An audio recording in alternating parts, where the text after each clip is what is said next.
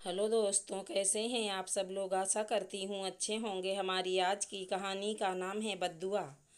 सोनिया के पैर बाहर ही दरवाजे पर ही रुक गए। सोनिया की आंखों में आंसू आ गए। ऐसा लगा जैसे किसी ने लोहे की जंजीरों में उन पैरों को बांध दिया हो। उसे बिल्कुल उम्मीद नहीं थी कि आरती भाभी ये सब कह देंगी। कितनी उम्मीद के साथ वो तो अपना घर समझकर आई थी। वो घर जहाँ उसने अपना पूरा बचपन बिताया था, जहाँ से विदा होकर वो ससुराल गई थी, आज वहीं घर उसके लिए बेगाना हो गया। ऐसा मंजर तो उसने कभी नहीं सोचा था। माँ आंसू बहाए जा रही थी, पर भाभी थी कि अपने मुंह से आग उगलने के अलावा कुछ कर ही नहीं रही थी। मेरे कारण मेरी माँ को रोना पड़ रहा है, ये देखकर सोनिया उल्टे पैर वापस वहीं से निकल गई। लेकिन जाने से पहले भाभी से ज़रूर कहा, भाभी, आप भी एक बेटी की माँ हो। भगवान ना करे आपको भी ये दिन देखना पड़े। पर उसकी बात सुनकर भाभी ज्वालामुखी की तरह फट पड़ी। मेरी बेटी को बद्दुआ देने की ज़रूरत नहीं है। वो तुम्हारी तरह घर तोड़ू नहीं बनेगी। भाभी, मैं तो मेरी मजबूरी में घर छोड़ कर आई थी, पर तुमने मुझे सहारा नहीं दिया। कोई बात नहीं, मैं अपनी भतीजी को बद्दुआ नहीं दे रही, पर वक्त का कोई भरोसा भी नहीं, कहकर सोनिया चली गई। माँ काफ़ी देर तक रोती रहीं, पर भाभी का दिल नहीं पसीजा। भैया मूक दर्शक बनकर खड़े रहे, लेकिन अपनी पत्नी के खिलाफ एक शब्द नहीं बोल पाए। कितनी अजीब विडंबना है, अपनी बहन के लिए दुनिया से लड़ जाने वाला भाई कभी कभी अपनी पत्नी के सामने मौन हो जाता है, यह जानते हुए भी कि बहन गलत नहीं है। मंजू जी के दो बच्चे थे, गौरव और सोनिया। गौरव बड़ा था और सोनिया छोटी। गौरव और सोनिया में पूरे 8 साल का फर्क था। गौरव की पत्नी आरती थोड़ी तेज स्वभाव की थी। उसकी एक बेटी भी थी, अनु। अपने आगे तो आरती किसी को कुछ समझती ही नहीं थी।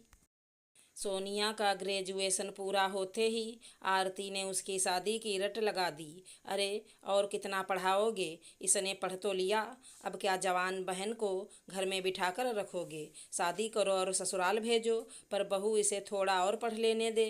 पढ़ लिख कर अपने पैरों पर खड़ी हो जाएगी तो अपनी ज़िंदगी खुद संवार लेगी। मंजू जी ने विनती करते हुए कहा, बस आप जैसी माएँ होती हैं जो अपनी बेटी का घर नहीं बसने देती। लड़कियां ज़्यादा पढ़ लिख जाती हैं ना, तो भी सिर चढ़कर नाचती हैं। ग्रेजुएशन ही काफ़ी है, हम तो ना पढ़े इतना। हमारे माता पिता ने तो 12वीं के बाद ही हमारी शादी करवा दी थी। तेरे माता पिता ने जो किया वो किया होगा, वो उनकी सोच थी। हमने तो तुझे पढ़ने के लिए कहा था, पर तू आगे पढ़ी नहीं। अब मेरी बेटी को तो पढ़ लेने दे। देखो माँ जी, मेरा पति घर की पूरी जिम्मेदारी उठाता है, उसके अलावा कोई कमाने वाला नहीं है। अब जितना पढ़ाना था हमने पढ़ा दिया, अब तो उसकी शादी ही होगी। आखिर हमें भी हमारा भविष्य देखना है। आरती ने एक तरीके से अपना फैसला सुनाते हुए कहा। उसके आगे गौरव भी कुछ नहीं कह पाया, और ना ही मंजू जी। आखिर लड़के वाले बिना दान दहेज के शादी कर रहे थे, इसलिए बिना किसी छानबीन के उन्होंने सोनिया की शादी अजय के साथ कर दी। अजय एक नंबर का शराबी था। शराब पी कर आना और सोनिया से गाली गलौज करना उसके लिए बहुत साधारण सी बात थी। अजय आए दिन सोनिया को मारता और गंदी गालियां देता। शादी के 10 दिन बाद ही उसने अपनी सास से सब कुछ कह दिया, तो सास ने बड़ी बेफिक्री से जवाब दिया था, अरे, ये तो पति का हक होता है, भला ये बातें किसी से कहने की होती हैं क्या। बहू, कम से कम सोच समझ कर तो बोल, मैं तेरी सास हूँ। उसके आगे सोनिया कुछ कह ही नहीं पाई। 2 महीने पहले उसने अपनी ननद से भी कहा, लेकिन ननद ने भी झिड़क दिया, अपने कमरे की प्रेम लीला हमें मत बताया करो। आखिर कहे तो कहे किससे। 1-2 बार भाभी को कहने की सोची, पर भाभी की तरफ से तो बला टली थी। जब पिछले महीने वो यहाँ अपने मायके 2 दिन के लिए रहने आई थी, तब उसने अपनी माँ मंजू जी से भी कहा था, और अपने शरीर पर बने चोट के निशान तक दिखाए थे। देखकर मंजू जी का जी भी हलक में आ गया था। उनकी बेटी के साथ कोई इस तरह से हैवानियत कर रहा था। उन्होंने दबी जबान में अपनी बहू आरती को ये बात बताई, पर आरती ने समझने की जगह उल्टा मंजू जी को ही चुप करा दिया। कहने लगी, अब उसकी शादी हो चुकी है। भूल कर भी मत सोच लेना कि उसे मैं वापस लेकर आऊंगी। उसके आगे मंजू जी कुछ कह ही नहीं पाईं।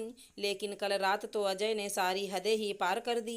कल रात वो 2 बजे शराब के नशे में टुन्न होकर घर आया। उसके बाद बिना वजह ही सोनिया को उसने इतनी बुरी तरह मारा कि उसके शरीर से जगह जगह से खून बहने लगा।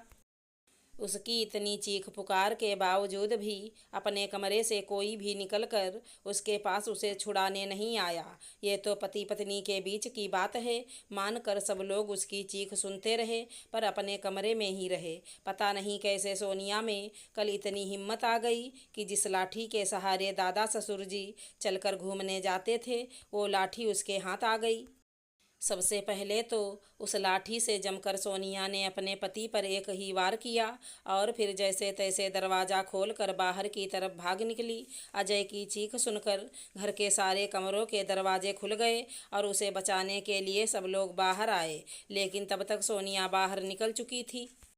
उसके बाद वो पुलिस स्टेशन गई और वहाँ सबसे पहले अजय के खिलाफ FIR करवाई। पुलिस अजय को पकड़ कर ले गई। वहीं पर गौरव को भी फ़ोन करके पुलिस स्टेशन बुलाया गया था। लेकिन अब ससुराल वाले तो कहाँ सोनिया को रखेंगे, इसलिए गौरव उसे अपने साथ घर ले आया।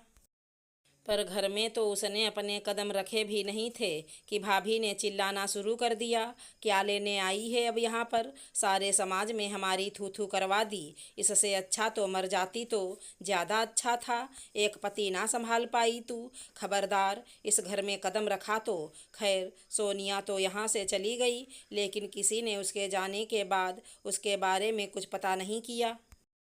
इस सदमे को मंजू जी बर्दाश्त नहीं कर पाईं और कुछ दिनों बाद इस दुनिया से चली गईं। बस कहीं से उड़ती उड़ती खबर आई थी कि सोनिया का अजय से तलाक हो चुका था और अब वो कहाँ है किसी को नहीं पता था। समय का पहिया यूं ही चल रहा था। आज इतने सालों बाद आरती अपनी बेटी अनु के लिए परेशान है। दहेज के लालच में ससुराल वाले उसे लेकर नहीं जा रहे थे और गौरव की इतनी स्थिति नहीं थी कि वो उनके मुँह मांगी कीमत उनको दे सके।